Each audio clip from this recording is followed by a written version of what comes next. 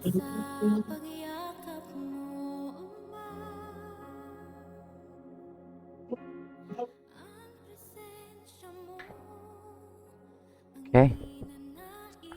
Magandang gabi po sa ating lahat again, and ako po si Brother Michael.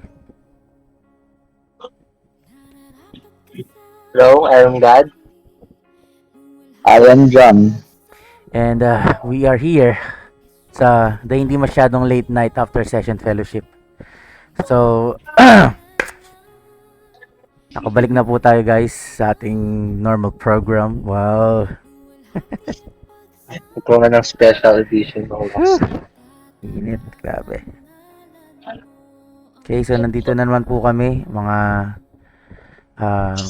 kasama ang dalawang kabataan po ng aming church na kung saan sa gabing ito nagagamitin po namin yung time na ito para pagnilay-nilayan at pag-usapan kung ano man po yung tinuro ng Panginoon sa amin kaninang pananambahan, kaninang Lord's Day. At the same time para din po matuto at malaman kung ano man po yung pinaunawa ng Panginoon sa amin sa pamamagitan ng kanyang mga salita. So, bago po tayo mag-umpisa, tayo po ay manalangin. Sige po, Brother John, pwede mo po ang lead yung prayer. Tayo po yung manalangin. Iigip pa ating mata. At iyo pa ang ating analo sa mga sa ngayong ating mga kaya mo binibigyan mga oportunidad upang hindi mo magsama-sama Ama, habang sa pag-uusap namin dito, Ama, mga magabayan niyo kami ng protekta, Ama, at mga kung sino namin nito, Ama, mga sa salita, Ama, o Ama, gabayan niyo rin po sila na matindihan pa nila ang mga inyong mga gawa, Ama. Makatanyo ko rin gabayan, Ama, pasamad lang sa inyong pag-pray. Amen. Amen. Okay, kamusta naman tayo ngayong araw mga kapatid?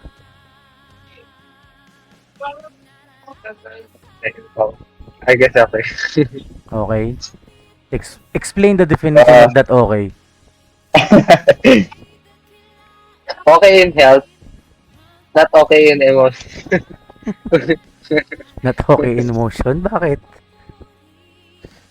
Pero it's just parang masyadong marami nangyayari this past few days. Okay. Kaya masyadong magulo. About you, Brother Jan? Chilling. Gulat lang. Chilling, yes. Nagawa, very hectic day. But ganun. Okay. Sa akin, ganun din. Maalab ako ngayon gabi. Maalab. Kanina pa ako maalab kaninang tanghali. Isang init! Ala ko. Sobrang init. Ang init talaga. Sana, nawa, diba? Kung gaano kainit yung panahon, ganun din ako kainit. Ewan ko. I don't know. But, yeah, mainit. So, speaking of mainit, kamusta ang kainitan ng Youth Fellowship kanina? Meron ba? Kanina, kasi nakasalo kami dun sa labi. Si Brother Bernard. Sa kapatid natin, okay. Actually, pumunta ako dun kanina. Kailang, di ko alam kung nasan kayo. Ang kala kasi yun sa layo. Kaya hindi na ako tumuli sa pinakaloob. So, hanggang dun lang ako banda sa may gate. Ang init kasi kanina. Kaya talagang...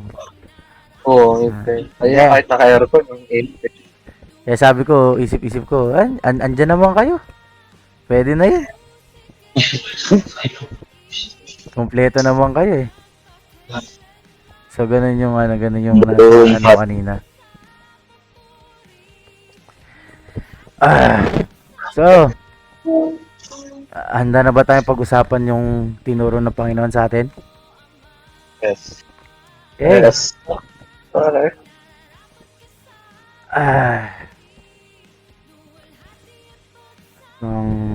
Ano bang topic kanina? Our joy as the church. Yon! Joy! Oh, joy! Woo! Joy! Joy! Kamusta na ba si Joy? Si Joy? Oh. Maganda mo wala sa loob ko yun eh. Si Joy? So, Oh my God. so ang topic natin kaganina is our joy as the church. Yawn. So, kamusta naman ang joy ninyo habang pinapakinggan ang sermon ng Panginoon kanina? Not good. Bakit? Kala ko ba Well, joy? kanina nga nadidistract ako kanina eh. Dahil kasi nangyayari eh. Parang from the mics, monitors. Like, Bakit? nangyayari? Ano bang nangyari sa'yo? Ewan ko. May ano pa. Nangyayari pa nga. Then, Bakit? Pero, Naapektuhan ba yung joy na yon? hindi naman sa joy, pero I think, lalo akong emotional kanina. I think, it's so emotion. Kaya, masyadong distract kanina. Yo. Well, ako din, medyo, I think, hindi, masabi ko, hindi consistent para sa akin. Hindi consistent siguro yung feeling ko ng quote-unquote joy that time. I guess. But, ewan ko parang, yun yan, quick question lang yung kinanta nyo ba kanina na bagong song, praise song ba yun o worship song? Kasi yun worship song na pinabili. Kasi to lang, hindi ko alam paano siya kantahin kanina. Papalakbak ba na mabilis o mabagal? Hindi ko talaga siya alam. Ano kasi yun parang worship na pinabilis.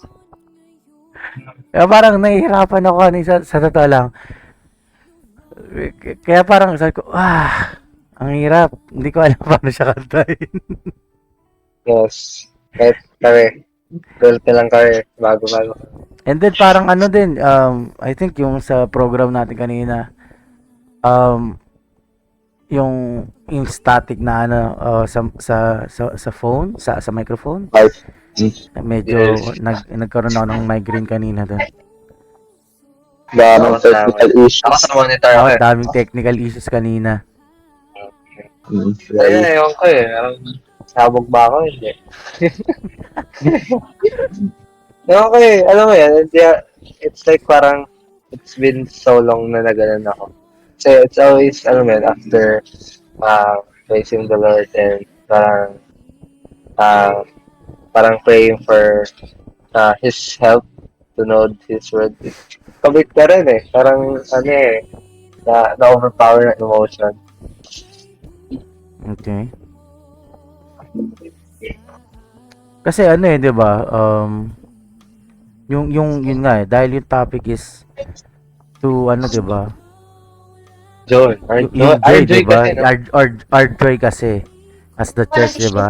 Actually, kung tatanungin ko kayo, 'di ba? Kung tatanungin ko kayo, ano ba yung joy na 'yon na tinutukoy?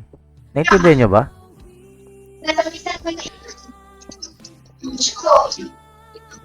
Siguro, dun kasi our joy. Kung physically lang kasi, alam mo yan, emotionally. I think nagbabago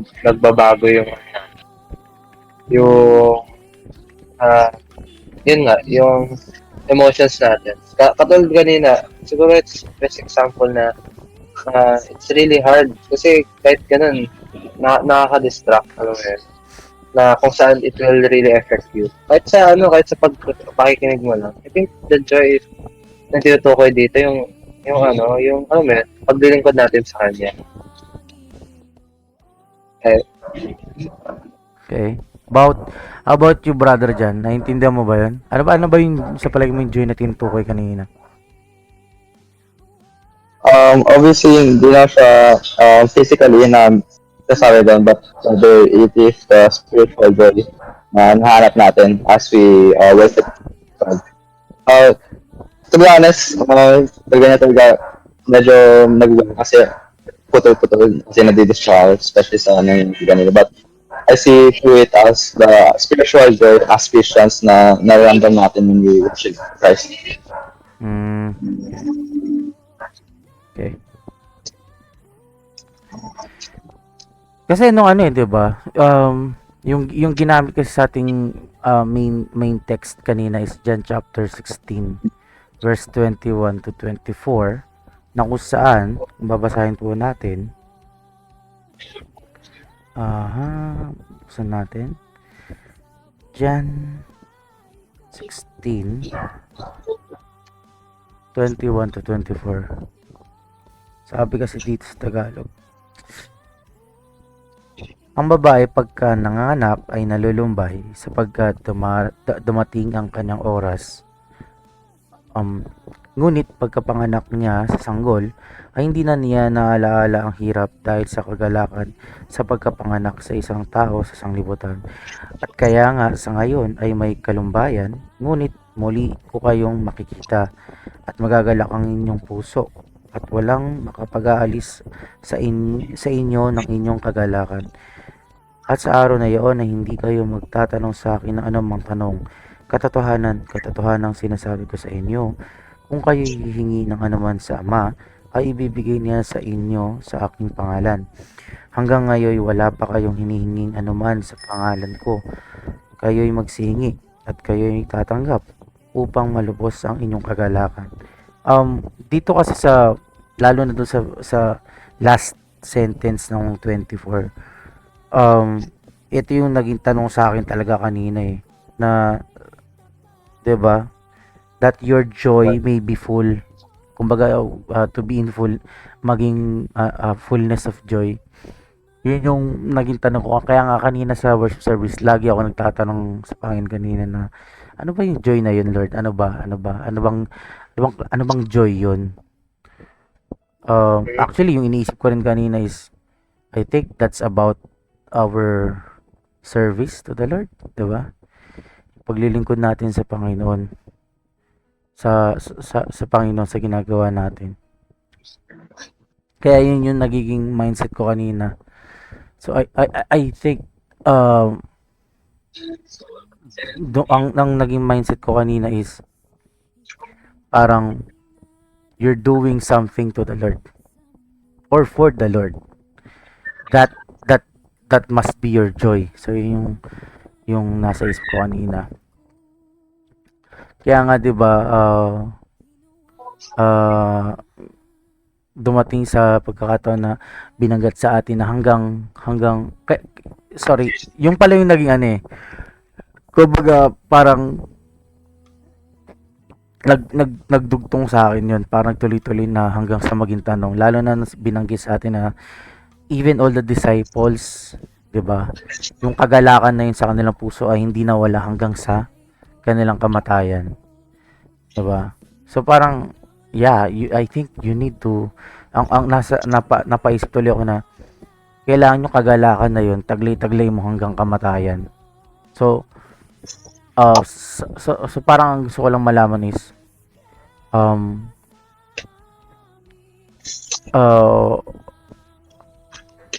in a spiritual sense, ay parang gusto kong tanong gawin na in a spiritual sense ba dapat pa or kailangan ang isang mananampalataya hanggang kamatayan maglingkod sa Panginoon?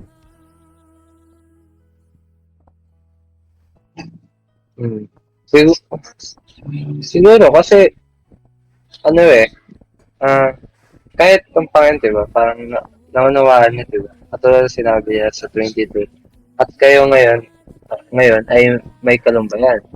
Ngunit muli ko kayong makikita, magagala kami yung puso at walang makakapag-alis sa inyo ng iyong kagalakan. I think even the Lord knows na, na it's really hard na kasi like we know na alam niya lahat. So he knows na na kumanampalataya. Really, it's hard, di ba?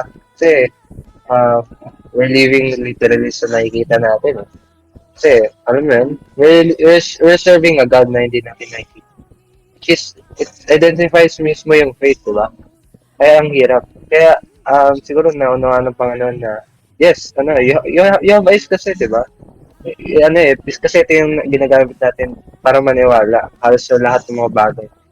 Pero since as a believer, like, ano yun, parang alam ng Panginoon na it's hard na ibuhos mo yung buhay mo kahit hindi mo nakikita, kahit yung pangako na parang dadating pa lang, kailangan mo i-claim mo na. Alam mo yun, parang it's hard na parang tanggapin mo yun. Kaya sabi ng Panginoon, I know you're in sorrows na, pero tamang Panginoon, alam mo yun, na pag dumating na yun, yung araw mismo, pag nakita mo na, alam mo yun, katulad na kasabi,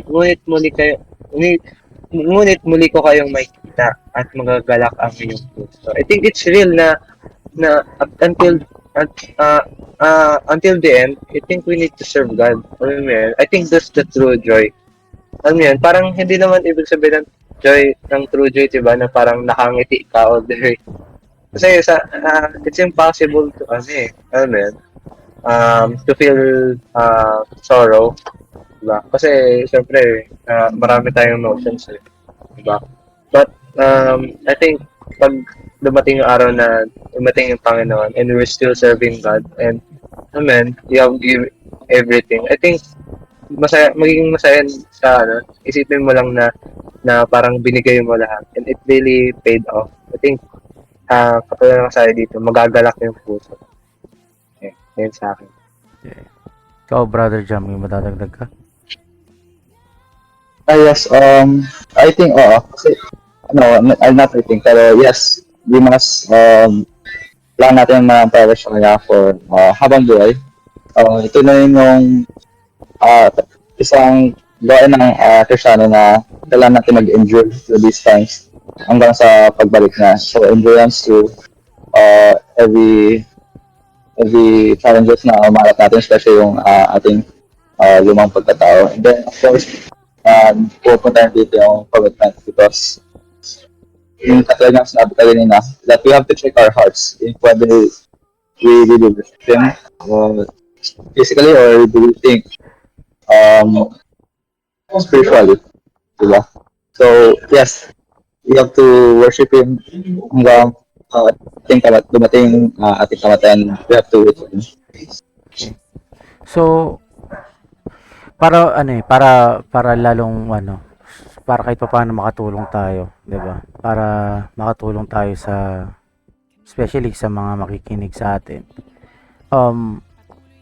Paano ba natin or kasi 'di ba?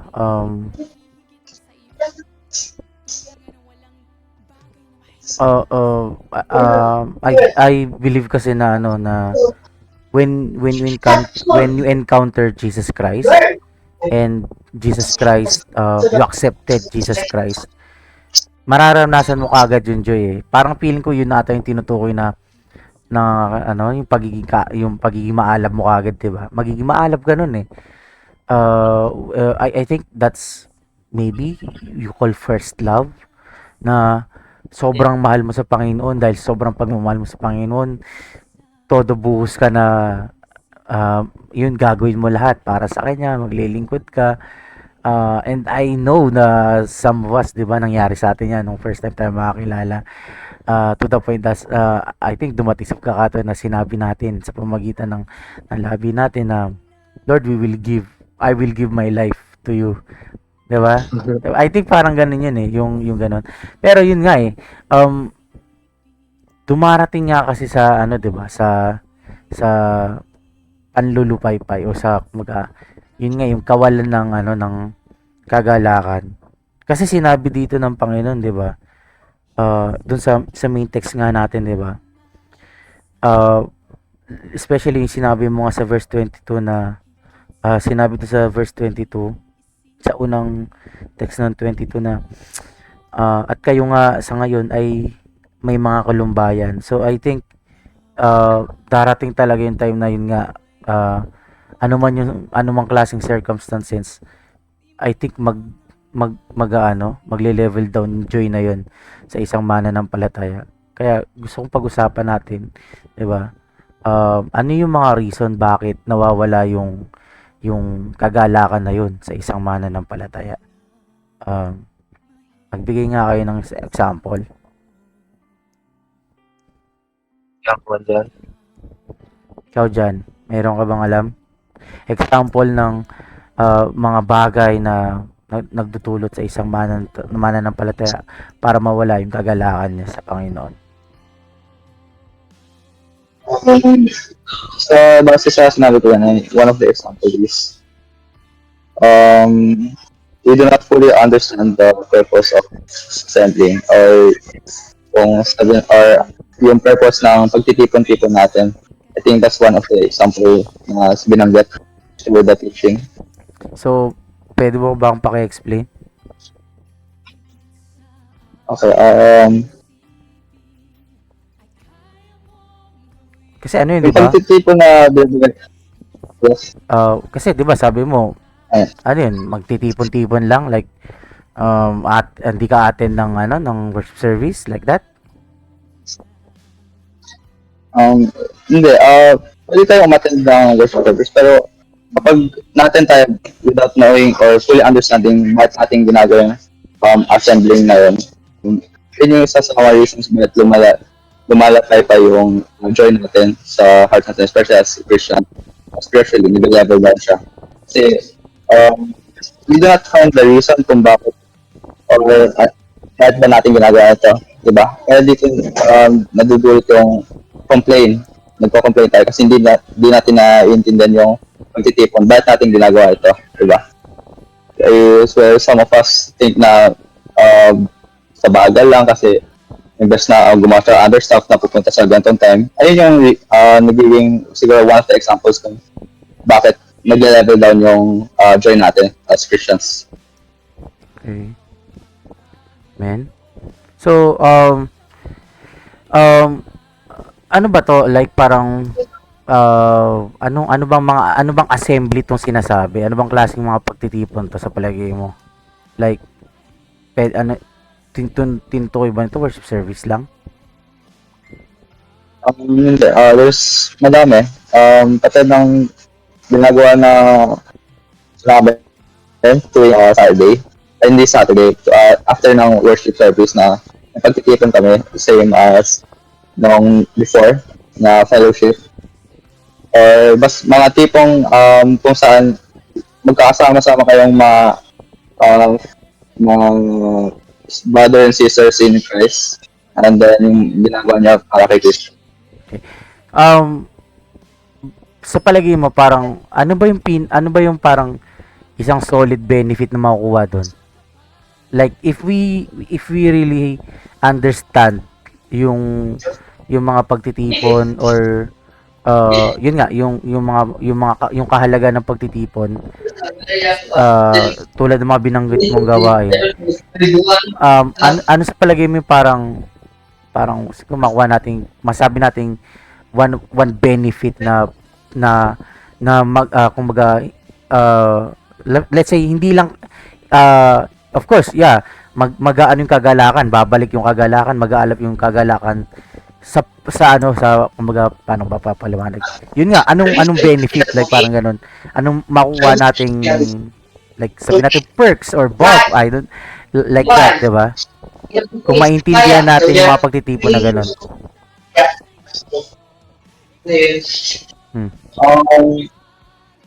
Siguro kapag iintindihan natin yung mga ginagawa natin, okay, definitely it will bring joy, katulad nga sinabi ko kanina.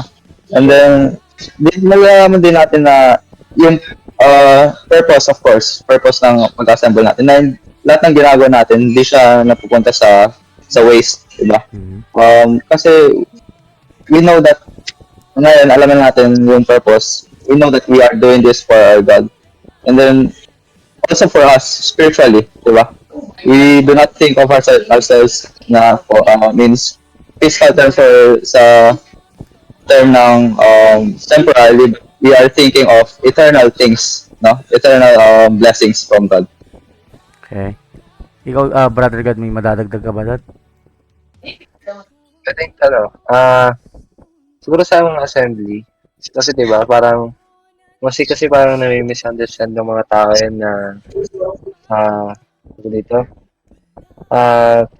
parang alam mo yun, parang hassle. Like, hindi nila naunawaan yung, ah, hindi nila naunawaan yung, we're in, sa isang assembly, parang, ano eh, hindi lang siya na kung saan, isa lang yung nagsasalita, diba? Parang, ano yun eh, it's sharing kung ano yung nangyayari sa inyo. Kasi, diba, na, our joy as a church, hindi siya, no, hindi siya yung parang your joy as, ano, diba? Parang, since iisa tayo, like, we need to share, ano, diba? Like, our problems, sabihin natin, i-share niya yung pasanin niya, o ano man yung parang nagpapabigat sa kanya, he or she can share that to, ano, to her brothers and sisters. Siyempre, sa true fellowship, sa mga gawain, diba? Kasi, simply by itself, diba? Ewan ko ba kung nararanasan niya yun na parang sabihin natin like this whole week, sabihin natin kahit walang prayer meeting. Alam mo yun, like, nagpe-prayer ka sa sarili mo, pero parang, alam mo yun, pero pag kasama mo yung church, it's different, di ba? Parang kung saan, uh, you can be one with them. And, katulad sa mga, ano, sabihin natin sa sharings, di ba? You can share yung mga problems mo sa kanila. O kaya even share yung mga tinuro na ng Panginoon. Kahit dito, di ba? Mhm. Kasi honestly, kahit through this parang review ng salita ng Panginoon. Even parang natututo ako sa mga natutunan ni Jan, natutunan mo, 'di ba? Parang so assembly is not like parang a burden but more on more on parang building each other up. Parang hindi siya needed to be a burden but it's a way na pwede natin i-reach out yung brothers and sister natin through just simply talking to them or simply parang na lifting their burden up, parang encouraging them through the word of God. So I think that is the perks of really knowing what is assembly. Okay. So, meron pa ba ibang madadagdag na reasons why nawawala yung kagalakan ng isang mananampalataya? I think other reasons are tulad sa basic tinuro na ni Pastor is our hearts are not right with God. Diba? Parang where our hearts are not in the right place. Kasi kung mag-explain lang, kung bubuksan natin yung Bible natin sa Matthew chapter 6 verse 24. Sabi doon, no one can serve two masters, for either he will hate the one and love the other, or else he will be devoted to one and despise the other. You can't serve both God and Mammon. So, having the right heart is it's so important. Kasi, ano mo yan, dito. Kung nakatuon ka sa isang bagay, ang hirap eh. Parang di double. It's like, diba? Parang magkakaroon ng relationship. Parang dalawang relationship. Diba? Kung ipuput mo yung sarili mo, sabihin natin parang may dalawa kang relasyon. So, o kaya dalawang babae sa buhay mo. Diba? It's like, ang hirap nun kasi you're giving love to the other. You're also giving love sa isa. Diba? Sabihin natin, diba? Na their attention seeker or parang seloso sila. So, kailangan, you will sacrifice na kung sino yung mas malaking pagmamahal o sino, diba? The same thing din sa Panginoon, diba? Kung saan parang it's hard kung yung puso mo nasa labas while nasa loob ka nga ng church, like you're listening. But like yung nasa isip ko parang sa labas, ano yung gagawin ko? Kaya kahit ako, ganun din ako eh. I really hate it pag, parang naalala ko yung assignments ko midway sa versus service. Ewan ko kala dyan, nung nagaganon siya. Alam mo, Pero, first owner kasi yun si Jen. Kaya, leader yan, leader. leader. Baka yun yung mas hectic mas iniisip mo yung mga members. Ito, pabigat. Pero, ewan ko kung nararanasan yan. Pero, may mga times na parang iniisip ko yung mga bagay sa labas. Lalo na ngayon, lapit na kayo matapos sa school, di ba? Mm. So parang, oo, masaya matapos sa school. Pero ito yung pinaka-hectic na ano na araw, mga araw kasi ang dami yung sabi, practices, kasi ang dami performance na sa ibibigay. So mostly parang midway, nag-iisip ako parang, kailan kaya kami ko practice? Ano kayang gagawin ko sa role ko? Ganun yung naisip ko sa way, doon ko laging nagre-ring yun na sabihin, oy, ano yun?" parang, it's like parang, pag, like, ano yun, it's a natural instinct na, ay, ka, parang, ah, ah, kinakast out ko yung mga ganung mga thoughts, parang, they, parang nag-iisip na kasi ako dun sa outer, so, and that, siguro, having the right heart is important, really, in finding joy. Okay. Ikaw dyan, may madadagdag ka ba doon? Okay, and with the background statement is that having the right heart with God is also having faith to Him. Kasi we must do these things with sincerity, of course. Dapat, kung babasa natin, babasahin natin sa Matthew chapter 5 verse 8. Okay. Sorry. Matthew 5 verse Verse 8. Okay.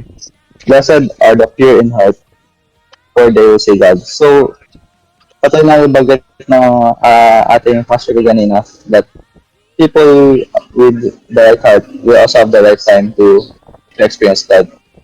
So, basically having the right God, right heart, means na the right heart, parang katalang talaga sa akin that joy will come with us kasi of course we know what we are doing, diba? We're not doing this for ourselves, but we are doing this for things, eternal things, especially with God.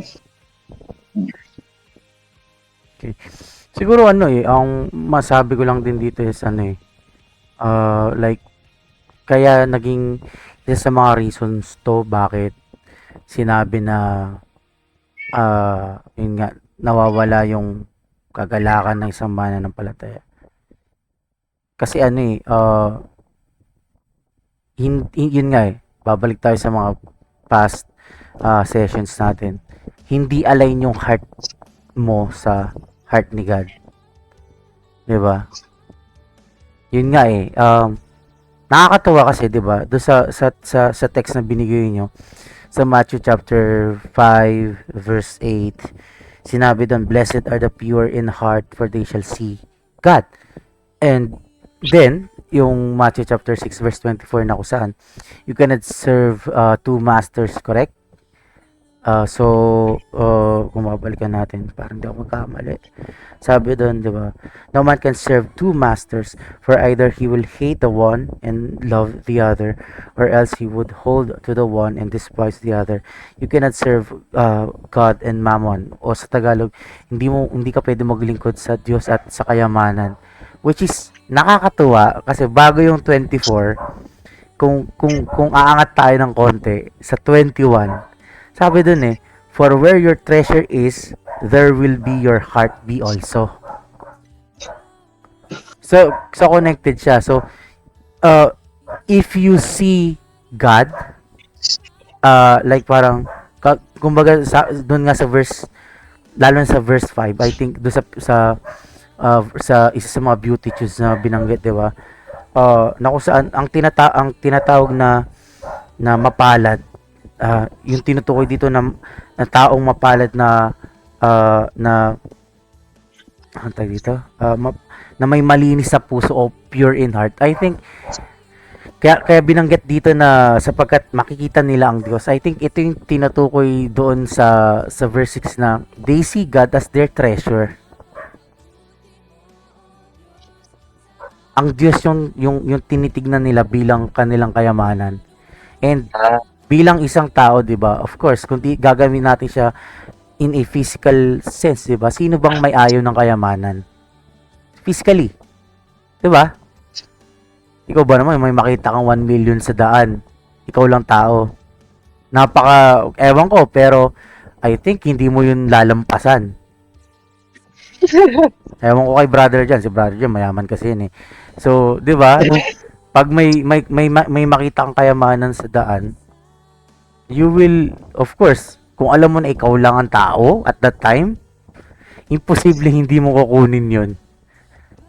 Kasi, 1 million yun eh, di ba? 1 million yun. And, it represents treasure, di ba? Pero, yun nga eh, sa pagpapaliwanag ng Panginoon Jesus, di ba? Kung tinitignan natin na ang Diyos ay kayamanan para sa atin, it's like parang yun nga eh, yung ibang bagay sa'yo, wala na. It's like parang ano na siya, ang tawag dito, basura na siya. Kasi yung tinitignan mo ay yung Panginoon. Kaya nga ano eh, ito yung masabi ko na yun nga isa sa struggle natin, especially of course tayo na mga naglilingkod. While we're still here kasi talagang yung eyes natin, 'di ba? Kasi yun ang problema, yung eyes natin nakikita physical things. Yes. 'Di ba? So talagang kailangan natin na yun nga as in genuine faith na we see God only. Kaya nga ano eh, I think totoo na ito yung reason bakit nawawala yung kagalakan. Kasi they are not seeing God as their treasure. So yun nga, kung yung paningin mo ay hindi na nakatuon sa Diyos, babalik tayo dun sa verse 5. You don't have a pure heart na.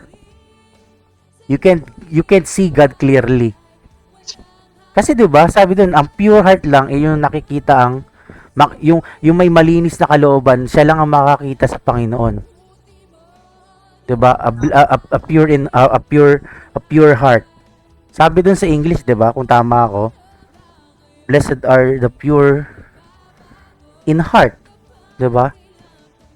Hindi lang malinis, hindi lang siya malinis. Pag sinabi mo kasing pure, talagang walang bahid. So I think yun nga, aligned yung puso mo sa puso ng sa Diyos, sa Panginoon. That's why si Jesus Christ, 'di ba?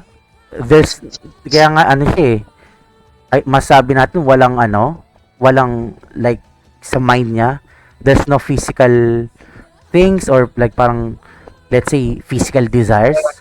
Kasi nakataon lang siya sa Diyos. Kung ano yung gusto ng Diyos, yun ang gusto niya. Which is technically napakahirap sa atin.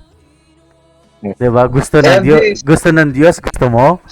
Like parang yun yung masabi ko. Pwede mo sabihin sa sarili mo atain, pero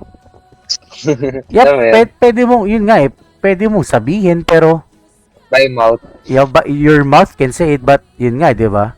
I think Their heart. Yung puso mo talaga ang mag-aano diyan. Kung talagang ano, kaya nga nasabi ko na ano, 'di ba? Nung baguhan ka mananampalataya, ang alab mo kasi yung heart mo naka-aligned eh. Pero syempre, 'di ba? Naka-align sa Panginoon, puro ka kay Lord. Oo, parang nakahanap ng treasure. Ang problema nga, darating nga yung mga, yun nga, yung babagsakan ka na ng mga bagay na ilalayo yung paningin mo sa Panginoon. Diba? Kasi diba nung tinamp si Jesus, like, it's lahat ng binuo sa kanya, physical needs. Physical, diba? Physical needs, diba? Food, pera, status. Diba? Puro physical yon, diba? Kaya, I think yun yung isa sa mga mabigat na struggle ng isang mananampalataya, lalo na kung yun nga, kung wala kang solid foundation, like your faith is not genuine, walang pumapasok sa yung word, you are easily be swayed by the world. Talagang matatangay yung, and at the same time doon na mawawala yung joy, yung kagalakan ng paglilingkod. Kaya I think that talagang connected siya sa heart. Kaya nga nakakatuwa, 'di ba? Sa Old Testament, si David, lalo na yung binigay ng mga verse kanina about kay David sa Psalms, 'di ba? Kasi bakit? Sino ba si David? Ano bang tawag ng Bible kay David, 'di ba? Ang tawag sa kanya, is a man, kumbaga, a man, ang tawag dito, a man after God's heart. Yun ang tawag sa kanya sa Biblia. Taong hinahanap yung puso ng Diyos. Like parang, he wants to, like kumbaga parang, knows it. Ano yung gusto niya? Ano yung gusto niya? Ano yung gusto ng Diyos? Ano yung gusto ng Diyos? Kaya grabe yung pag-exalt ng Diyos kay David, diba? So, ano pa bang mga reasons bakit nalalayo bukod dun sa misunderstanding assemblies, ano ba 'yan? Our hearts are not right with God. Ano pa ba ang mga bagay na masabi natin nagiging reason?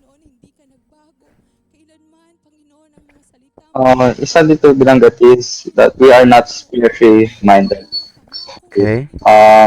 Yung siguro ito yung one na tumakas sa akin. Well, okay, let's look natin yung bigyan natin sa Romans chapter 8, verse 5 to 8. Ay, Romans chapter 8, verse 5 to 8. Tama lang. Okay. Mhm. Basahin ko na. For those who live according to the flesh have their outlook shaped by the things of the flesh. But those who live according to the Spirit have their outlook shaped by the things of the Spirit. For the outlook of the flesh is death, but the outlook of the Spirit is life and peace. Because the outlook of the flesh is hostile to God, for it is not submit to the law of God, nor is it able to do so. Those who are in the flesh cannot please God. Papapasok din natin dito yung napag-usapan natin na we have sabi natin we have two gods kasi it's either we think of our flesh or the spiritual things. Ako sa dito, diba? Your flesh cannot please God kasi hindi siya tumutugma sa pautosan ng Diyos. And then also yung flesh now as well, the temporal things, hindi siya eternal eh. Okay.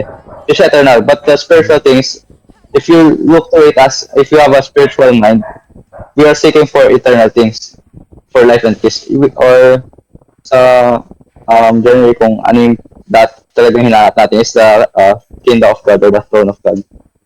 Kasi if we keep doing this, or pag yung isip natin nakatutok lang sa worldly things or flesh things, there's no way na kaya nating ma-please si God. Yan. Okay. So, Brother God, may dadagdag ka ba doon? Ngayon kasi, alam mo yan, parang this literally parang ito yung what speaks in the mind of Jesus. Kung saan, kung tatanungin mo isang tao, diba, kung pwede ba siya mamatay. Not, walang tao na right mind na magiging masaya para mamatay. Alam mo yun? Diba? Like, Jesus, like, alam mo yun, if you know na mabubuhay ka sa mundo para lang mamatay. Kasi diba, He knows everything. Diba? And, alam mo yun, if, diba, mapupunta ka din sa mundo na to, and you will know na you will suffer, people will not, alam mo yun, listen to you, parang many will deny you, diba? Parang marami kang maraming masakit na mga bagay, mapapako ka sa krus, diba? Pero imbis na niya yung mga bagay na yun, his mind is in the spirit, which is katulad dito, dun sa 6, but the mind of spirit is life and peace. I think, katulad ng sinabi na Sir Michael na slight nga, tama nga, katulad, it's aligned, diba, katulad ng pag-align natin sa heart natin. It's, same din eh, kung saan, if our mind is parang nasusunod, it's literal na sinasabi natin na, mind of flesh is death. So alam mo yun, it gives us awareness na, kung hindi align yung mind natin, hindi align yung heart natin sa Panginoon, it leads us to death. kung saan if our mind is in the spirit, it leads us to the life and peace. I think katulad ng Panginoon, which is a really great example sa atin, kung saan he happily died. Amen. Nandun sa kanya yung true joy na kung saan, you're being sacrificed, but because it's the will of the Father, and you know kung ano yung gagawin ng Panginoon sa'yo, you will trust, di ba? You will, di ba? Alam mo yun, parang merong kang assurance na. But, pero sa atin mga tao, since like, andito nga tayo, ang dami binubuo sa atin, we have our eyes, we have our, parang emotions natin. Ang dali natin mag-driven kung saan bigyan lang tayo ng mga simpleng bagay. Sabihin natin, yun nga, yung kung pipili ka, di ba? Kung makakita ka sa million, it's easily, it's an easy pick na kukunin mo yun. Kasi kahit mag-plastikan tayo all day, you will get that money. Kaya, mo yun, not like Jesus, kung saan, yes, he has this eyes, he has this, meron siyang a body of a man, but his mind remained in spirit. And then I think it's a great thing na makita natin yan na kung saan if our mind is in the flesh, it can lead us to that. Siguro siguro idadagdag ko lang dito is tinutukoy I think kasi tinutukoy dito kung paano tayo mamuhay. Yeah, the way we live. Kasi lalo na dito sa Romans chapter 8 na to. Kumbaga dito pinapakita yung kumbaga parang kung babasahin natin siya ng buo, pinapakita dito na ito yung pamumuhay ng isang taong namumuhay sa spirito, tsaka taong namumuhay sa laman, di ba? So, I think isang reason din bakit nawawala yung kagalakan ng paglilingkod, yung kagalakan ng isa mananampalataya is the way he live his life. Kasi let's be honest, hindi lahat ng mananampalataya paglabas ng church, 'di ba? Are you still living spiritual in the spirit, 'di ba? Kaya nga minsan nakakalungkot, 'di ba? Yun nga, may mga tao tayo na nakikita natin linggo lang, 'di ba? Of course, there may ginagawa tayo. Example na lang natin sarili natin yung Lord's Day natin, Sunday natin, nakikita-kita tayo sa church. So we are serving God, 'di ba? So doing spiritual things. Pero yung after nung wala na tayo, Monday to Saturday, yung mga ginagawa natin, 'di ba? I think ito yung nag-iisa sa mga reason kasi sometimes the way we live, if we are not aware, it becomes like parang living in the flesh. Na kung saan, sabi nga dito, 'di ba? Yung tinutukoy dito na sa verse 6 na that carnally minded, for to be carnally minded is death, but to be spiritually minded is life and peace. I think pag sinabi mo kasing ganito yung mind mo, you are more doing it for yourself. Remember, sabi ng talata ng Panginoon, 'di ba? Whatever things we do, what everything we do it for the glory of God. 'Di ba? Lahat dapat ng ginagawa natin para sa Panginoon, sa kaluluwatin ng Panginoon. Hindi lamang to specific during worship service, prayer meetings, 'di ba? Kaya minsan parang yun nga I think ito yung nakikita natin na we are not pointing, but sometimes may mga taong ganito na, oy, ang banal-banal mo sa church. Pagdating mo sa labas, ba't parang may tumubog sungay? Di ba? Parang, kumbaga parang siya, like parang you're living double life. Ayun kanina.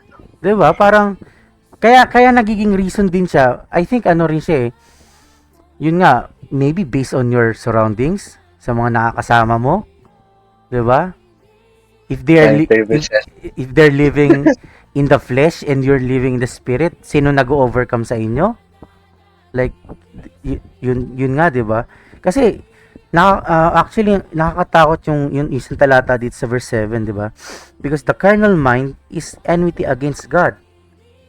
Ibig sabihin, sa Tagalog, pag binasa natin yung 7, sapagkat ang kaisipan ng laman ay pakikipagpagalit laban sa Diyos. 'Di ba? So, magkaroon ka lang ng kaisipan ng laman. Magkaroon ka lang nun. You are now already fighting against God. 'Di ba? Oh. At kung babasahin mo ng tuloy-tuloy sa 7, sabi doon, 'di ba? Because the carnal mind is enmity against God, for it is not subjected to the law of God, neither indeed can be. Ibig sabihin sa Tagalog, sapagkat hindi napapasaklaw sa kautusan Diyos, ni hindi nga maaari, ibig sabihin hindi talaga. Which is, 'di ba? I hope wala sa ating ganyan. Kung magkaroon tayo ng kaisipan na makalaman, nawa sa pangalan ng Panginoon let's overcome it. Pero sabi kasi doon, 'di ba, kapag nagkaroon ka ng gantong pamumuhay, yung kaisipan mo makalaman, automatically you are an enemy of God. Kalaban ka ng Diyos. Kagagalitan ka ng Diyos. Kasi hindi ka, pag sinabi kasi napasasaklaw, hindi ka nagpapa-under.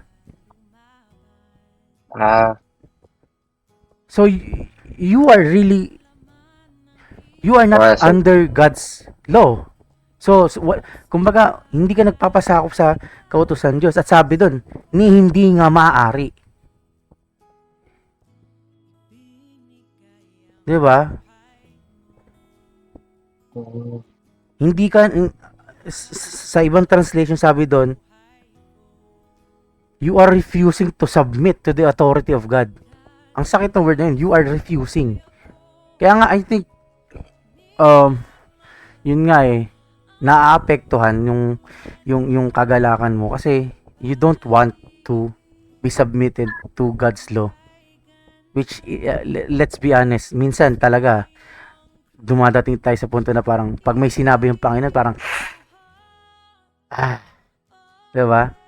Ang dali-dali sa ating umamin, pero pag sinabihan ba tayo ng Panginoon na, okay, kagaya nung sa mayaman, bigay mo lahat ng kayamanan mo, sumunod ka sa akin.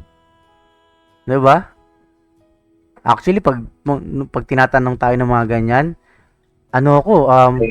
cautious talaga ako sumagot. Okay, Cautious ako sumagot. Pag hindi ako sumasagot, pag alam kong parang, wait, hindi ko ata kaya. Kasi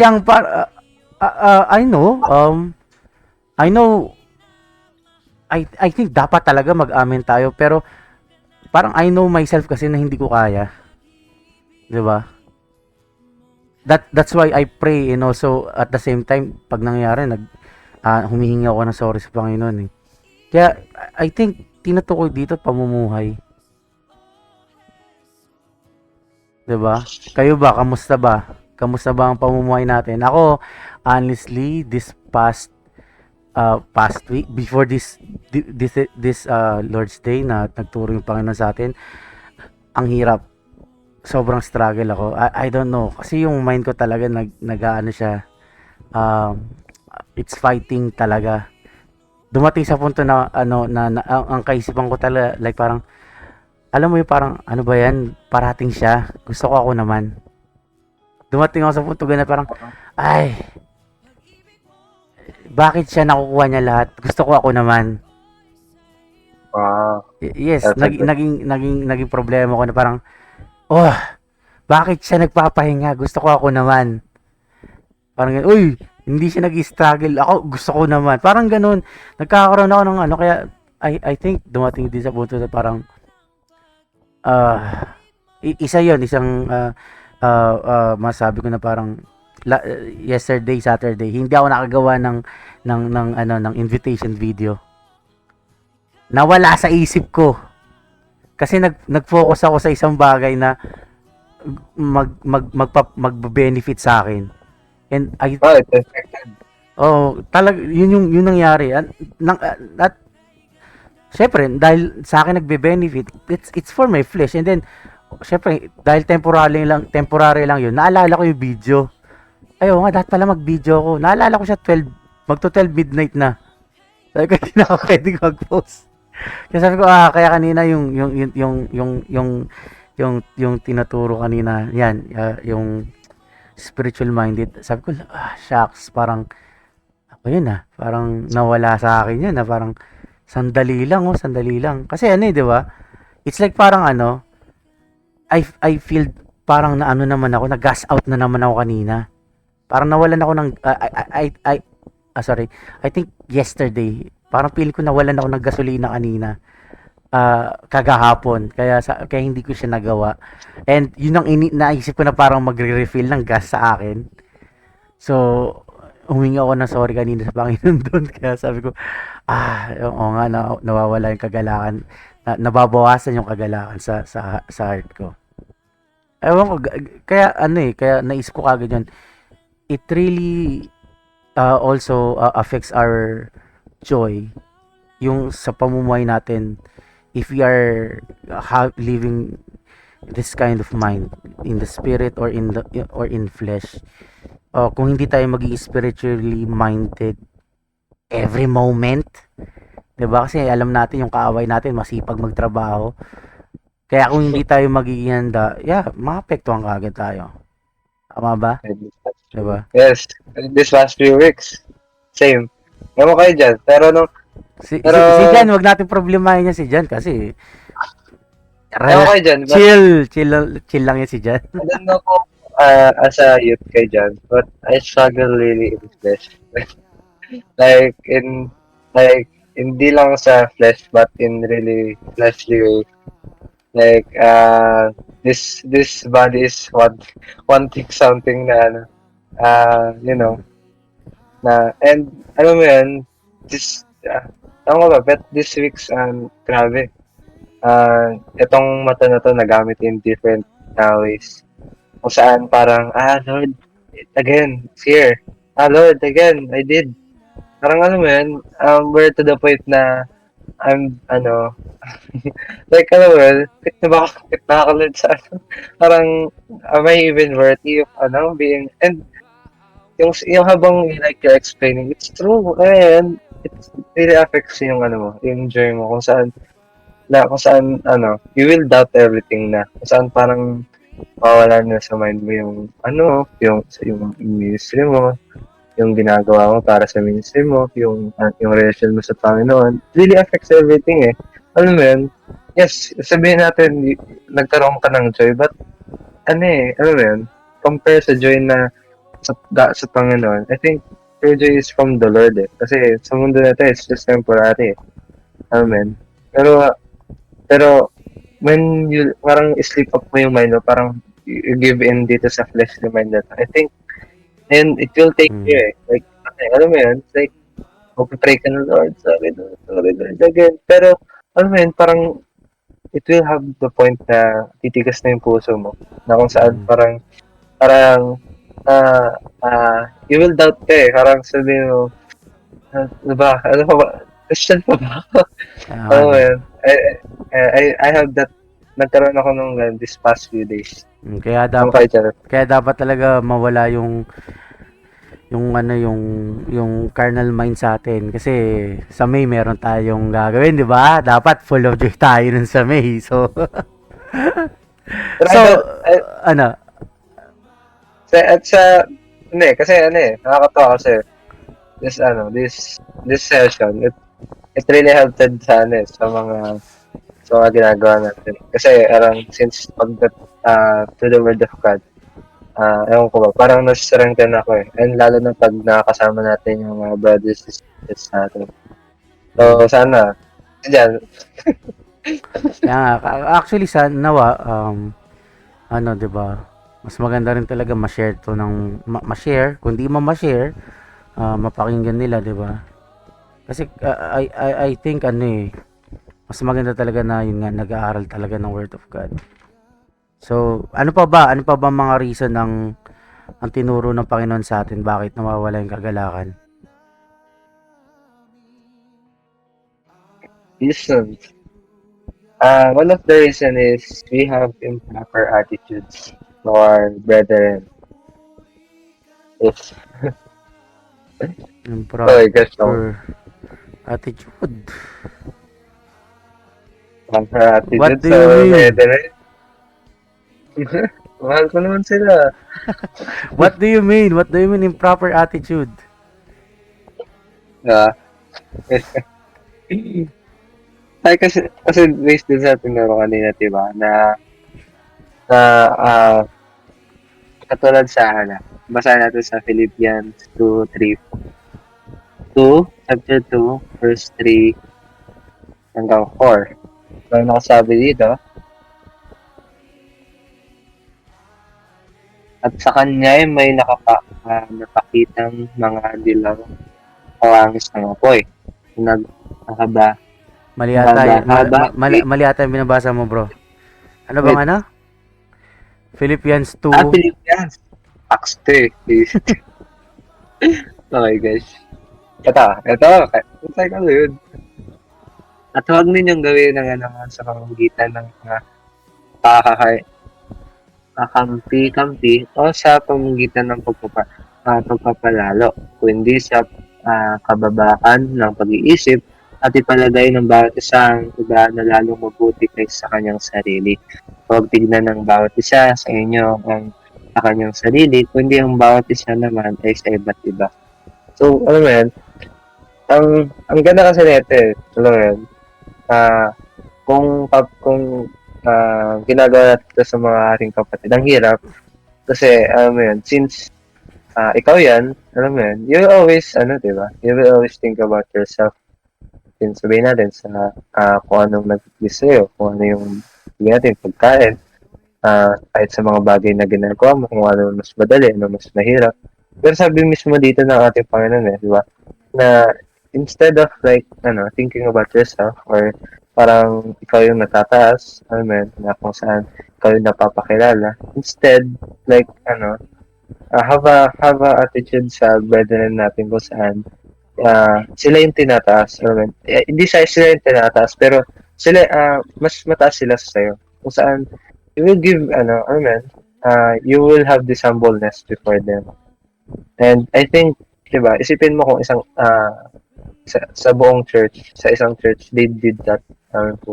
Parang, you will see na, yung pagmamahalan sa isa't isa.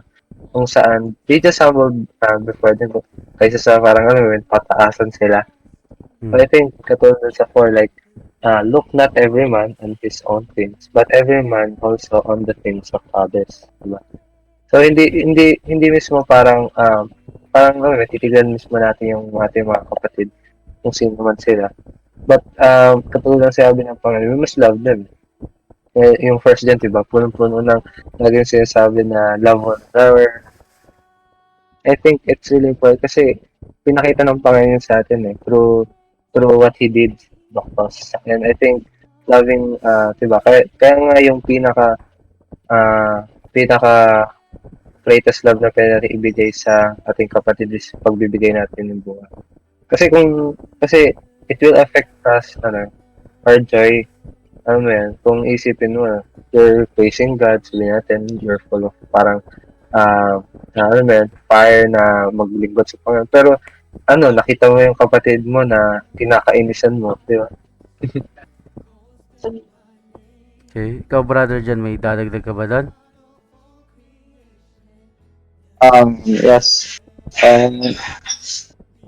Basahin natin sa 1 John chapter 4, verse 7 to 11. Dear friends, let us love one another, because love is from God, and everyone who loves has been followed by God and knows love. The person who does not love does not know God, because God is love. By this, the love of God is revealed in us, that God has sent His one and only Son into the world so that we may live through Him. And this is love, not that we have loved God, but that He loved us and sent His Son to be the atoning sacrifice for our sins. Dear friends, if God so loved us, then we also ought to love one another. Now, this is the attitude na dapat nga ginagawa tayo sa mga kapatid natin, because this is what Christ have done to us, di ba? we Christians, we are Christians because we follow God, no? We want to be like Him, or we want to follow His ways.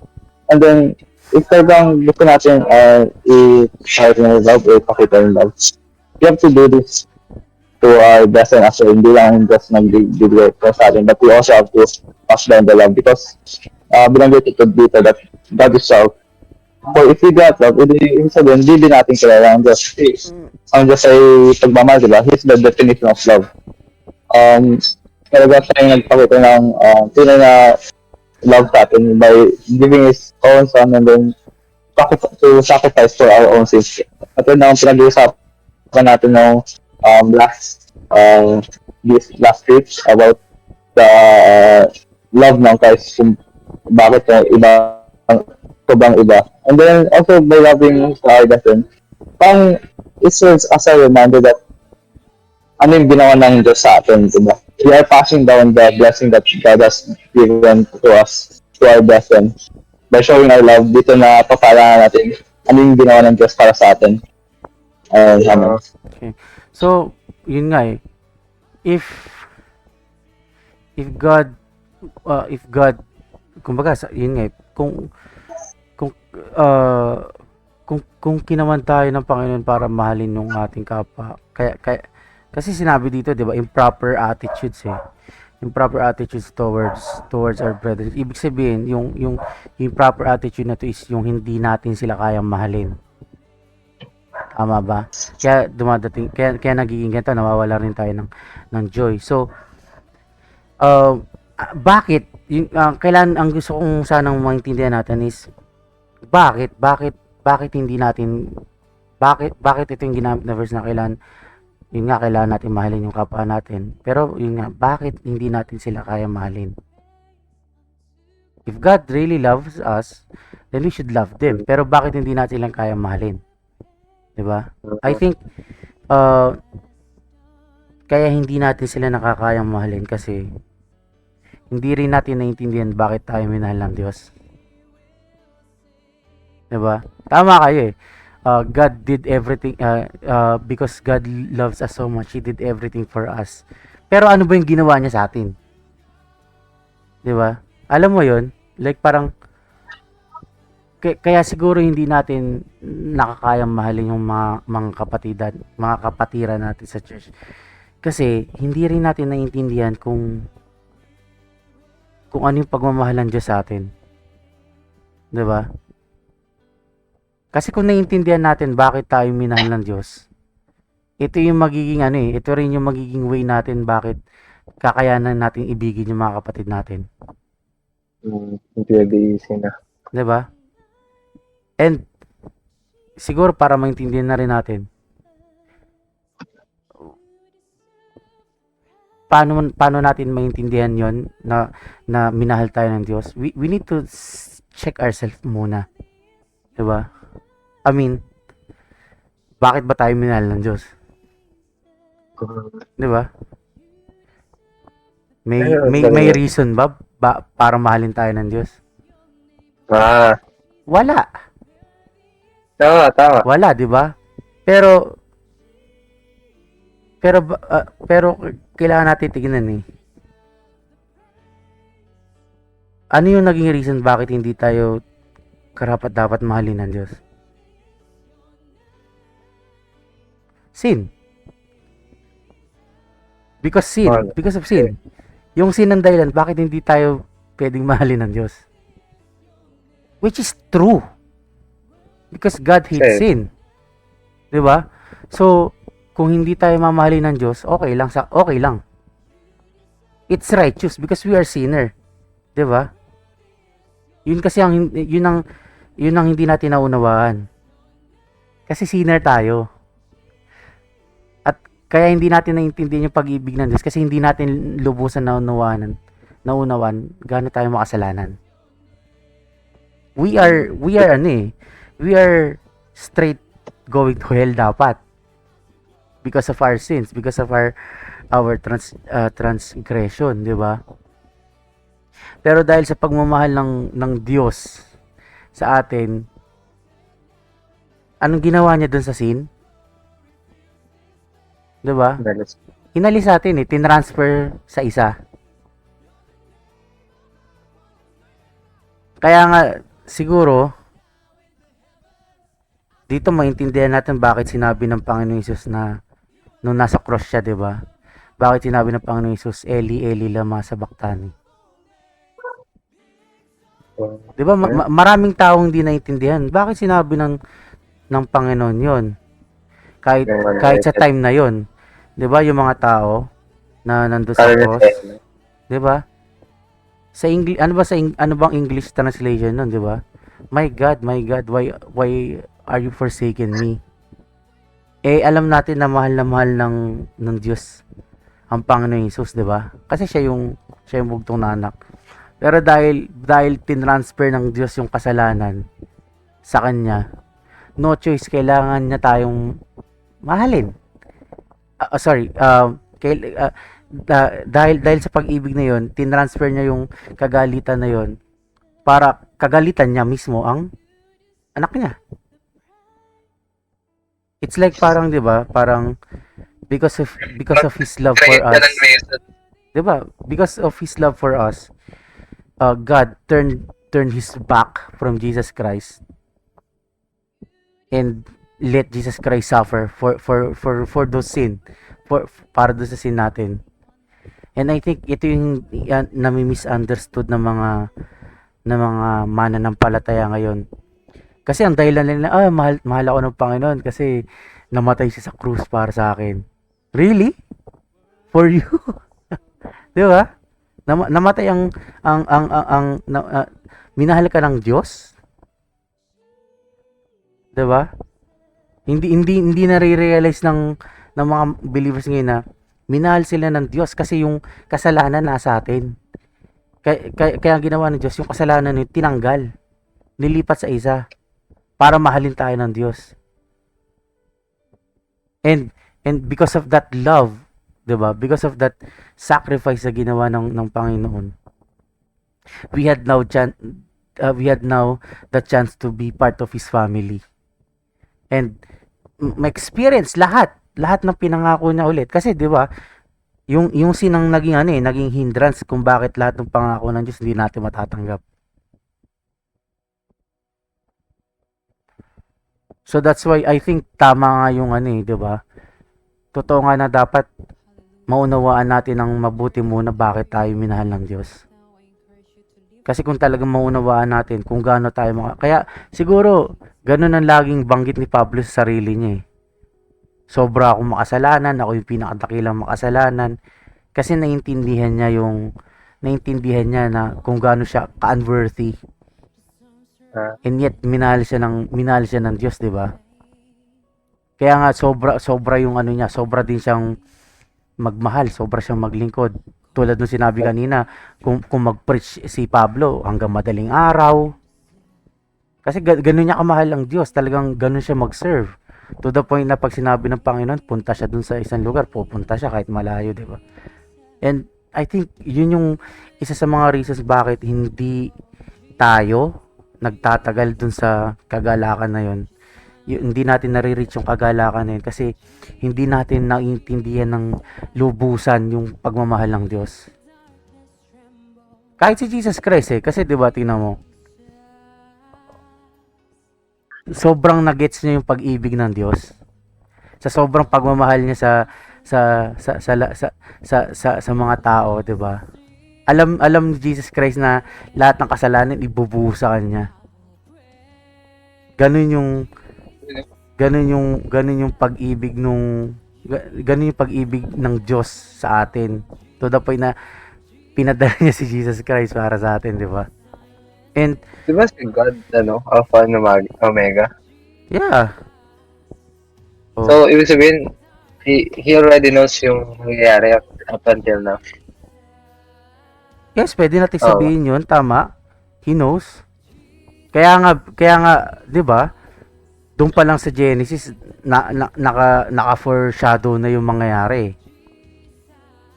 'Di ba? Doon pa lang sa creation, sinabi na sa atin na ito yung foreshadowing ng mangyayari. Kasi in the beginning, darkness . And then he sent the light. So, doon pa lang kung hindi natin kaya nagkakaroon tayo kaya nahihirapan tayong ibigin yung mga kapatiran, kaya nawawala yung kagalakan nating ibigin sila. Kasi hindi natin alam paano tayo inibig ng Diyos.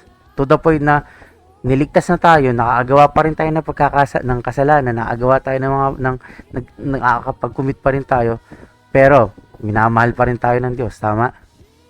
Ano lang kailangan natin gawin? We should repent. We should ask sorry. Never do it again anymore. Sabi ng Panginoon sa 1 John, 'di ba? You just repent and I will forgive you. Huwag mong sabihin na wala kang kasalanan. O aminin mo lang na may kasalanan ka and I'll still accept you. Which is tayo kasi hindi ganon. Pag may may makita tayo hindi maganda kagad, bad record ka na sa akin. Oh, 'di ba? Parang kaya ang hirap sa atin, 'di ba? Kaya ang hirap sa atin umibig. That's why I think we should really understand yung pag-ibig ng Diyos Ama muna sa atin. Kaya nga babalik tayo dun sa last worship service. Tama nga eh.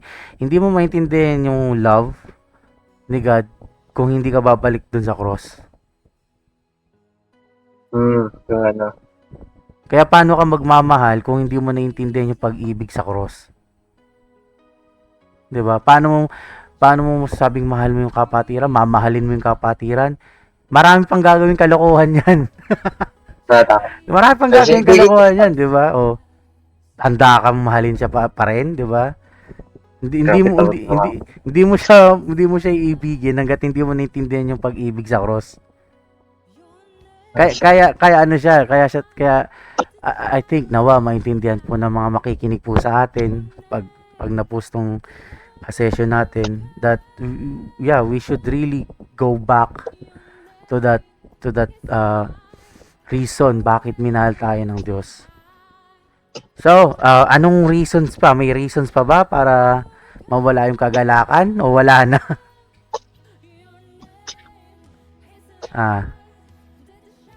Ito, sabi dito,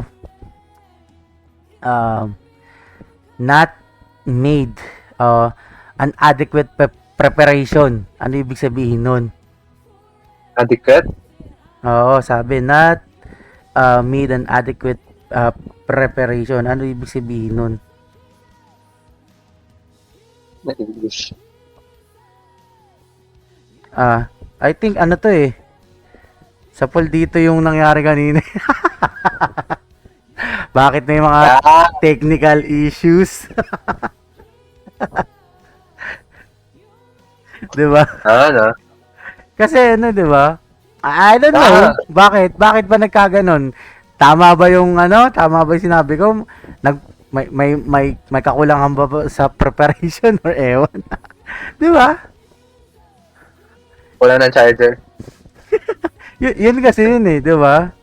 Which is I think hindi pwedeng alam mo yun.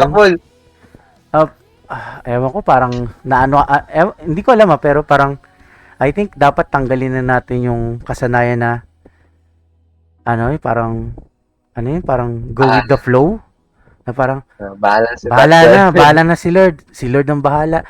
I think of course, tama siya, pero hindi mo pwedeng iasa lagi. Kasi we're serving God. Hindi pwedeng, God, mag-serve na ako bukas ikaw nang bahala sa akin. Parang ganun, di ba? Like parang, of course, if you're going to serve God, you will prepare. You will prepare yourself. Di ba? Kagaya nung binigay na example sa atin na doon sa Acts chapter 10 verse 33 na kung saan, 'di ba? Nung nangusap ang isang centurion, nangusap ang Panginoon ang Diyos sa isang centurion, commander ata siya, 'di ba? Nagpadala kagad siya ng tao para sunduin si Pedro kasi gusto niya makarinig ng word of God. At sabi doon sa text na 'yon sa Acts chapter 10, I think buong Acts chapter 10 na 'yon. habang nagpatawag siya ng susundo kay Peter, that centurion also prepared his whole household, his family already. Na kung saan pagdating ni Peter, mangangaral na lang. 'Di ba? Tayo kasi diyan tayo minsan pumapalya mga ano eh, 'di ba? Ewan ko especially bilang sa youth ministry, pag nag-prepare ba kayo, prepared ba talaga? O bahala na rin si Lord? Na din yan, ah. Diba? Kasi, ewan ko, I think, yeah. Diba? Applicable ba to sa mga ministries ninyo? Sa pool. Tama na. Kasi, that's true. You need to be prepared. I think, do you think si Jesus Christ nagpe-prepare din? Pero siya. Diba? Nagpe-prepare din si Jesus Christ. I think nagpe-prepare din. Siguro, I'll give an example. Diba nung papasok siya sa Jerusalem? Diba? Pwede naman siya pumasok. Actually, maglalakad siya papasok ng Jerusalem. Pero hindi, kailangan niya kasing, diba? Kailangan nga niyang tuparin yung mga prophecy, diba? Na sinabi ng mga propeta sa Old Testament. At isa sa mga prophecy na yun is, he will ride a donkey. Di ba? Yung ano, Di ba? pinakuha Pinakuha niya. And then they prepare it kasi. So, doon pa lang, sinabihan na niya yung mga alagad, ganito yung gagawin mo. Hindi pa nangyayari yung senaryo, alam na ng mga alagad. Jesus Christ already prepared them. I think, ganun din sa atin sa ministry. If we are in the ministry, we should be prepared. Like parang, of course, hindi mo naman sinasabi na pinangungunahan mo, pero dapat aware ka. I think, yun nga, like, paano, worst case, yung flow hindi maging maayos. 'Di ba? May magkulang ng ganito, ng ganyan. Dapat may mga actions ka, ready ka kagad, prepared ka kagad. I think hindi mo na dapat sinasabi na bahala na si Lord sa ganyan. Kasi you are there eh. 'Di ba? Kasi you are there. You are there to worship. And babalik tayo sa Old Testament. Even the Levites, 'di ba? Pag naglingkod sila sa tabernacle, sa tent, they prepare everything. Actually, nakakatawa eh. Now that I think of it. Kasi bumababa yung presence ni God dun eh. Sa tent. Pero I think hindi bumababa yung presence hanggat hindi prepared yung tabernacle. Same thing. 'Di ba? Dapat before we do a thing for God, dapat prepared eh. Diba when God is preparing our yung heaven? Yeah. Kaya Kasi nga 'di ba bago dumating, sabi nga ni Jesus Christ, bago siya bumalik, prepare niya heaven eh. Oo. Oh. Even Jesus Christ kasi, is preparing eh. Oh. Yung kung iisipin, diba, parang i-meet King, God, na, diba? Parang no exception na yun na magre-ready ka, right? Oo, magre-ready ka, 'di ba? Kasi sabihin natin, kasalan nga lang, 'di ba? You pick yung pinaka best clothes mo, sabihin natin pinaka neatest mo. So, how much more siguro pag sa Panginoon? 'Di ba? Ikaw, brother Jan, may madadagdag ka ba doon? Si Jan, wala natang dadagdagin, laging prepare yan eh. Dito sa part, medyo ako siya yung mabigat kasi kahit sa sarili ko makita ko minsan yung sabi kong mabaya ko kasi alam mo yung ginagawa na reason kaya naman to, like on the spot, bakang biyada naman sa faith, diba? Basta have faith lang, maging maayos lahat. Ayun yung problema eh. Yes, faith does work, of course. Pero, parang, ginagawa lang natin siyang reason to not prepare Tama, at all, tama. diba? Kasi, Tama. yun, Kasi tinatamad na. Oo, tinatamad. Kasi, in first of all, tinatamad tayo.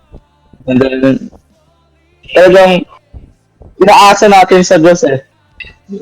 Inaasa na natin. We're not making our own actions. Wala yung pagkukusa eh. Nandun yung siguro yung intention ng gawin. Pero wala yung right part doon na binabanggit ko kanina. Oo. We're not thinking spiritually. Diba? Kasi, if we did, edi, talagang i-gagawin natin the best para lang maging maayos. Diba? Yup, dapat the best. Wow, exactly. Wala, kasi, mawawala yung joy mo na. If ano mo yan?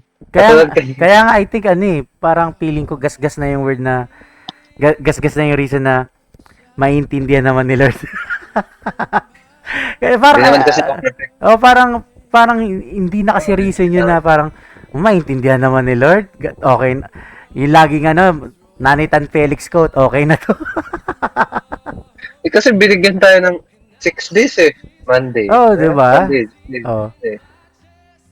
And sa isang araw na lang. Kaya nga I think hindi siya isang reason yun kung bakit nababawasan yung joy kasi pag hindi ka prepared madidismaya ka eh. Kanina. 'Di ba? Madidismaya ka, may mararamdaman kang hindi maganda. Yun nga, doon na papasok yung mga reason na siguro naintindihan naman ni Lord, maintindihan naman ni Lord. 'Di ba?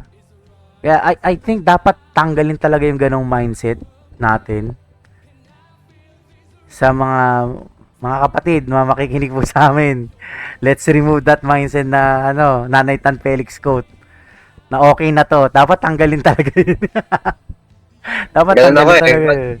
May mga moments na alam mo yan, ayaw ko kayo dyan, pero nagka-tights. Sabihin natin, nakalimutan mo mag-tights. Sana, okay na to, Lord. Nakalimutan ko Lord eh. Boom! Lord, 100 like naman to, Lord.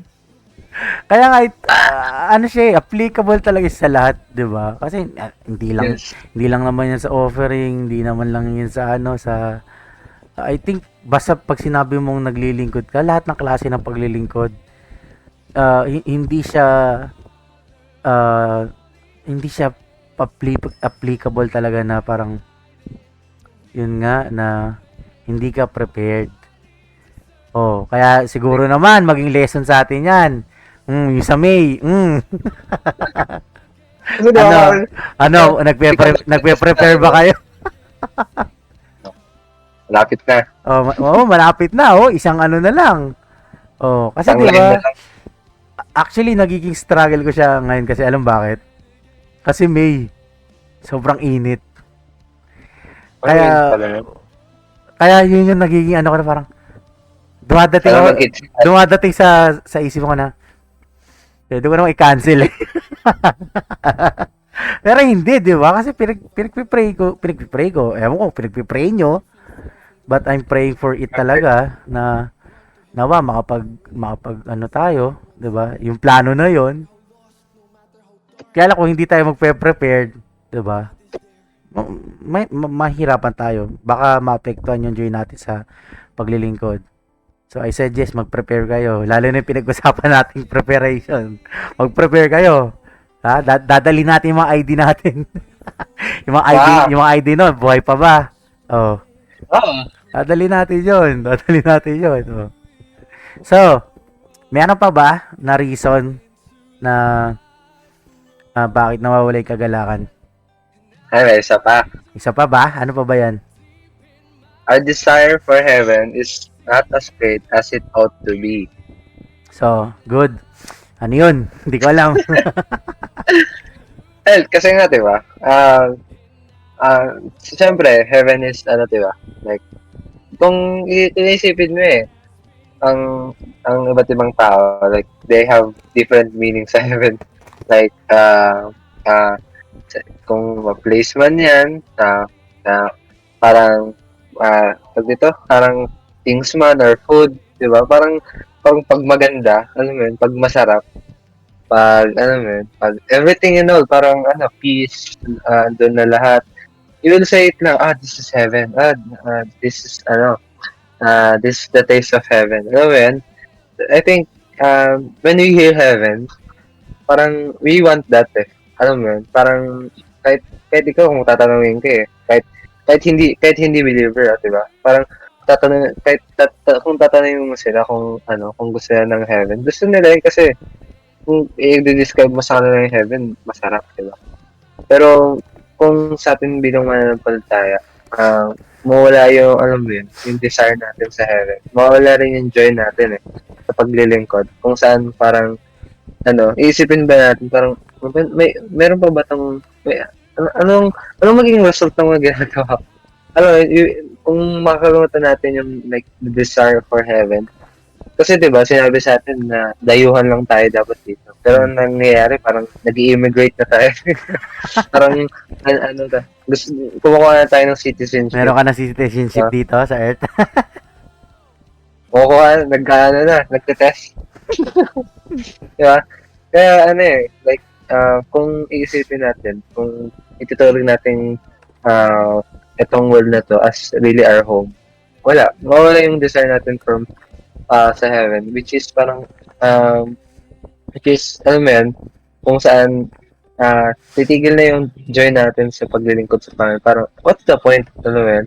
Kasi like diba, our foundation talaga is faith, saan it's not there, it's not we can see, but since it is said in the Bible, said God promised it to us, we will do it, diba? So kung na-lost mo yung faith mo na yun dun sa heaven na yun, sa desire of heaven, diba? So what's the point mo, diba? Why ba't ka ba naglilingkod? Parang ganun na yung magiging mind mo kung saan parang magiging, mawala na yung joy mo sa paglilingkod. Kung saan sila Paul, diba? Kaya siguro, tayo nilang mamatay yung masaya.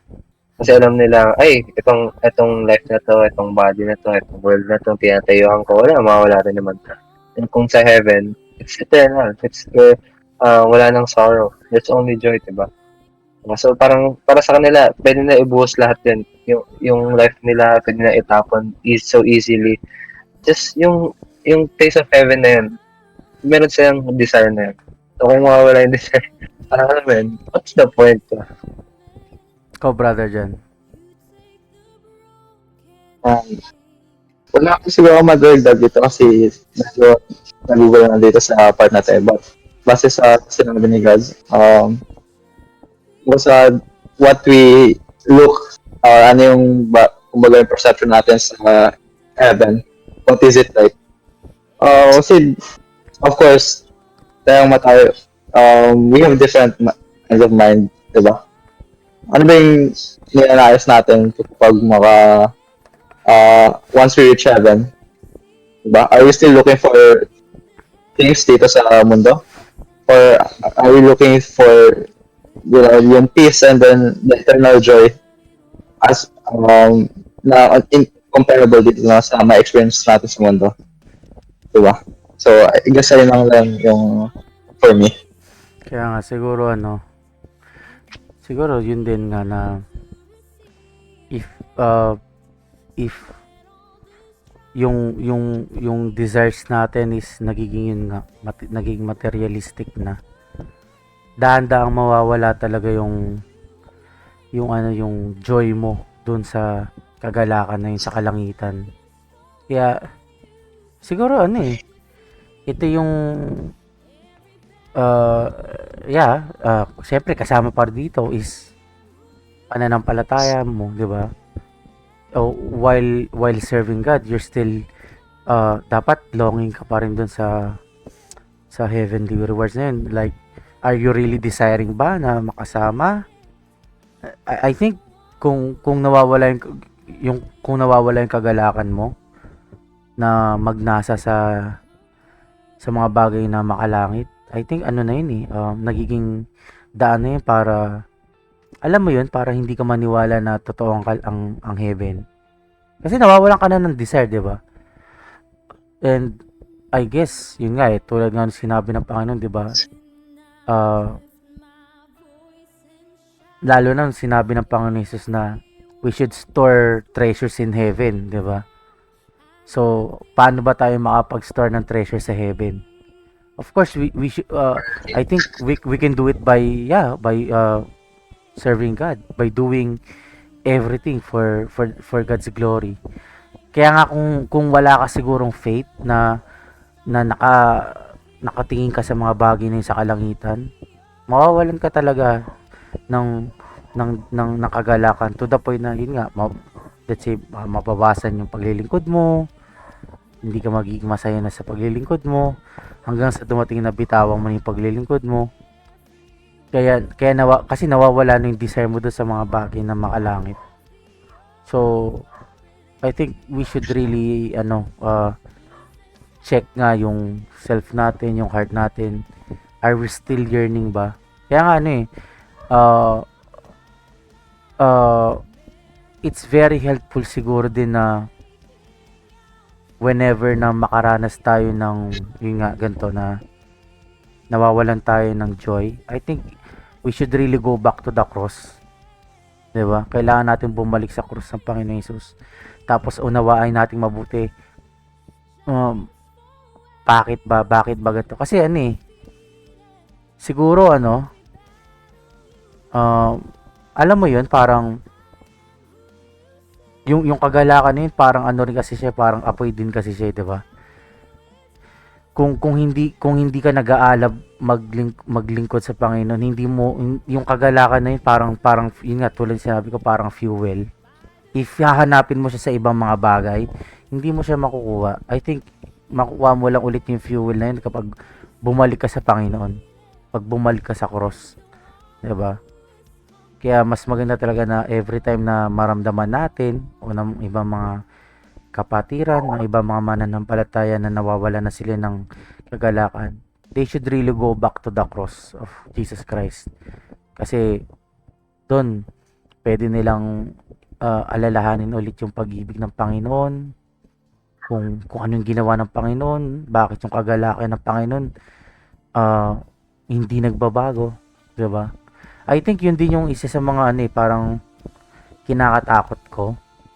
Like parang totoo nga totoo yung sinabi kanina ng ating head pastor 'Di ba? Hindi ibig sabihin na meron kang kagalakan dapat lagi kang masaya.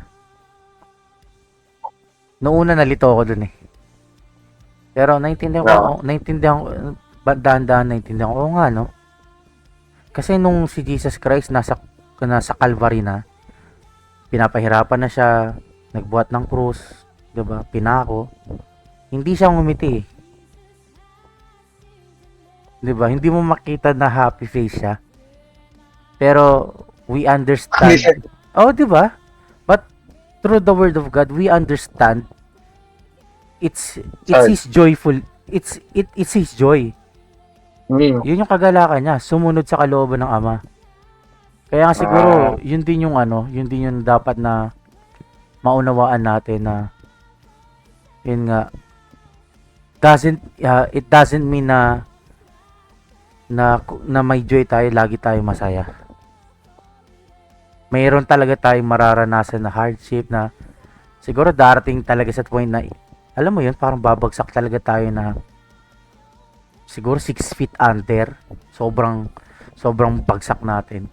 Pero it doesn't mean wala na tayong kagalakan. 'Di ba? Siguro yun yung pinagpe-pray ko na parang nawa maintindihan ko o kaya kung dumating sa point sa akin na ganun. 'Di ba? Kasi pag naranasan natin yung kagalakan ba nandiyan, baka naman pagdating kasi minsan kasi pag may nangyari sa ating hindi maganda, reklamo ka agad Magrereklamo ka agad tayo, ganyan, 'di ba? Yun yung napapansin ko na Lord, bakit? parang gano'n, 'di ba? Pero yun nga, kung babalik tayo sa cross ni Jesus Christ, I think we can somehow through the help of the Holy Spirit we will understand it. 'Di ba? Na yung joy na yon, yung joy na yun ng paglilingkod sa Panginoon yung kailangan nating makuha, yung kailangan taglayin ng mga mananampalataya na whether you are in your comfort zone, happy, or whether in your times of trouble and persecution, dapat yung kagalakan ay hindi mawawala. 'Di ba? Kahit anong paglilingkod yung ginagawa mo, kesyo nagre-record ka ng worship service, nasa praise and worship ka, kabataan ka, ano mang ginagawa mo sa church, nagwawalis, nagluluto, 'di ba? Dapat yung kagalakan na yun wag mawala. So, nakatulong yung gabing ito sa atin, mga kapatid, para lalo pa tayong lumago, and nawa yung kagalakan ng Panginoon na yun hindi mawala sa atin. Tama ba? Sige, Hindi lang di lang smile. So, bilang pagtatapos, sige, Brother God, ikaw mag-end ng prayer natin. Okay, bro. Tayo po yung manalangin. Mga Diyos naman, salamat naman sa ating mga tunay naman sa iyong patuloy na mga paggabay naman sa iyong mga salita. Panginoon naman, salamat naman. Tunay naman sa iyong pag-unawas ng salita sa basa naman. Na tunay naman through hardship sa mga Fargo naman. Kahit yung mga Fargo naman sa mga bagay man na ay nararasan, mahirap pa. Kahit naman sa mga times sa mga Fargo naman at kalungkutan naman. Tunay naman dyan ka, upang kaming gabayan naman. Amen. Diyan ka, mga Fargo naman. Tunay naman yung pagmumahal din dyan ng mga Fargo naman. Pero huwag nyo hayaan ng mga Fargo naman ang baat sa'yo. Hindi naman malayo naman sa'yo. Huwag nyo hayaan ng mga Fargo naman, mas naman yung mga puso naman. Tunay yung mga our fleshly hearts sa mga Fargo naman. Our fleshly minds sa mga Fargo naman. Tunay yung matulungan niyo po, ma. Hindi kayo mahiwala yung mga tunay, mas tunay na kagalakan naman. Kasi sa kagalakan naman ng mundo. Amen. Ano naman ito, patibayan niyo po yung mga pananampalataya, hindi namin makita lamang ang mga bagay naman sa mundong ito. Kaya niyo po makita namin ng mga Fargo naman, yung pangako ng mga Fargo naman, kahit hindi namin ito nakikita, Amen. kahit di ko na nakikita, hayaan niyo po manampalataya lang kami sa iyong salita. Amen. Kaya naman, tulungan niyo po, ibay kami yung mga Fargo naman. Kahit yung mga kapatiran naman, yung mga Fargo naman, bakit sa amin naman, kahit naman sa mga nakanood ng mga Fargo naman, ng aming worship service sa mga Fargo naman, kahit yung mga sessions sa mga Fargo naman, kaya niyo po mga Fargo naman, patuloy kami lumago pa, magtibay kami yung mas tayo, hanggang sa muling pagdating naman. Panginoon naman, salamat naman sa iyong dakilang pagkaroon naman. May maghari naman sa bahat sa naman. Salamat naman sa iyong pag-ibig naman. Dami tuwing na dalangin sa pangarap ko ng Panginoon Jesus. Amen. Magandang gabi po sa ating lahat. See you next session, guys. Bye-bye! Bye! Jesus.